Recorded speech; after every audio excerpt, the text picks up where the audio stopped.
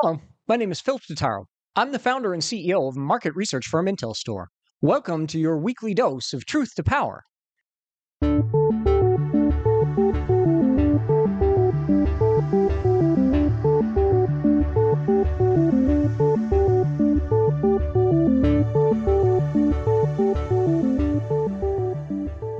Truth to Power examines data driven insights for the energy sector with a focus on renewables.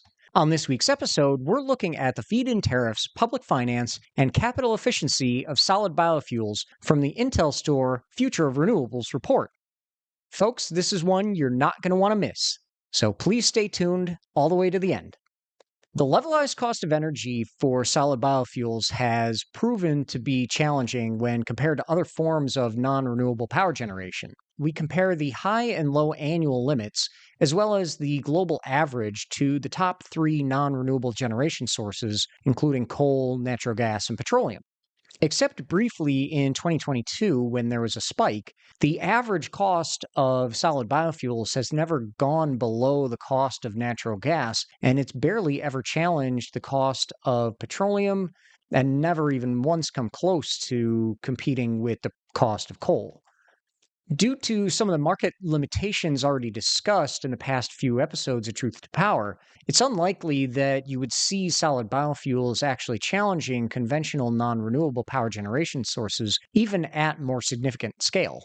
Nevertheless, it's a somewhat cost effective option with an average of between $63 and $73 a megawatt hour unsubsidized.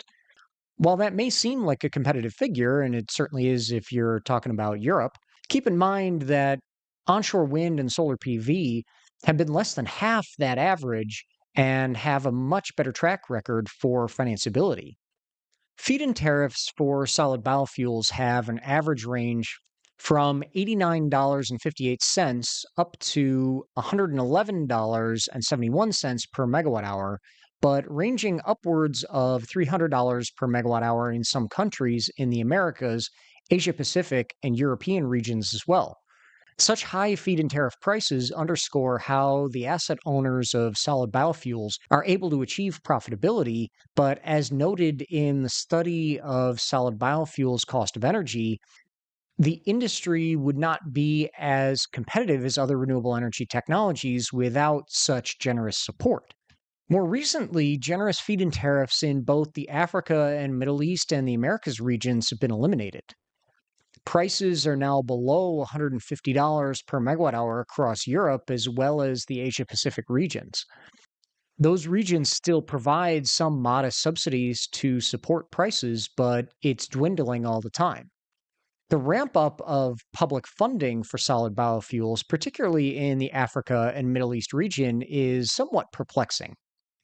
Typically, public finance is used to provide a mechanism to scale up installed capacity through a public private partnership, which helps to de risk private capital expenditure. Since 2012, the Africa and Middle East region has seen an annual public finance increase from more than $700 million per year to upwards of $4.8 billion in the most recently reported period. Except for 2016, Africa and the Middle East region has had the highest percentage of annual public funding allocation of any global region, somewhere between 31% and 54.8%. This is important to understand in the context of the capital efficiency metric, which will be reviewed later, because the funding should be allocated to project development, but the pipeline for solid biofuels project development in the Africa and Middle Eastern region does not reflect this surge in capacity additions, which would justify the more than generous amount of public funding allocation that they've received. The recent ramp up across all regions has led to a total public funding allocation of more than $12.3 billion in the most recent reporting period. A total of $81.8 billion in public funding has been allocated to solid biofuels in the past 25 years, with Africa and the Middle East taking a total of 35%. Europe has leveraged only $12.5 billion or 15.2% of the total public funding, which indicates they are more highly tied to private finance to support the capacity growth in that region. In both the Americas and Asia Pacific regions, they've taken a moderate amount when compared to Africa, but they've certainly deployed capacity thanks to the public support. The Asia Pacific, European, and Americas regions all have a relatively high capital efficiency between 345,000 up to $596,000 per installed megawatt. This is substantially higher than the average public finance commitment for other renewable energy technologies, but it underscores the extent to which solid biofuels have been dependent on public funding support to get capacity deployed. Africa and the Middle Eastern region, the capital efficiency stands out not only compared to the other regions which have deployed solid biofuels using the help of public funding, but amongst all renewable energy technologies. While liquid biofuels have a figure that is higher on capital efficiency, that's just a quirk of mathematics based on the limited amount of capacity installed, coupled with a decent but limited chunk of public funding support totaling no more than about $19 million. For solid biofuels in the Africa and Middle Eastern region, the figure of just under $8.4 million per installed megawatt, with a total of $28.7 billion of public funding allocated over the past 25 years, is without a doubt the worst performance in the entire renewable energy industry. While public finance allocation is typically a leading indicator of capacity additions, the provision of the bulk of the $28.7 billion has occurred only with a few hundred megawatts added into the region.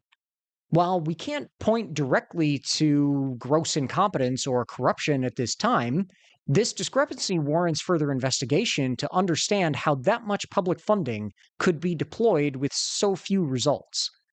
In the meantime, despite a significant amount of public funding flowing into solid biofuels over the years, offshore wind is poised to overtake the technology on installed capacity within the next 12 to 18 months, which presents a continual challenge for the technology to see any kind of significant scale. Thank you for joining me this week. I'm Philip Totaro, and this has been your weekly dose of truth to power. We'll have more to come from this IntelStor exclusive report, The Future of Renewables, next time on Truth to Power, including a look at the installed capacity and global region market share of offshore wind. In the meantime, you can follow us on IntelStor's YouTube channel, as well as your favorite audio platforms.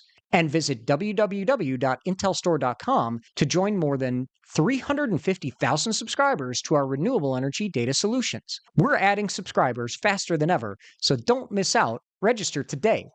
A full analysis of the global renewable energy market is available to online subscribers of this new exclusive IntelStor report, The Future of Renewables. And tickets are on sale now for the next Wind Summit event in Houston, Texas on November 3rd and 4th, 2026.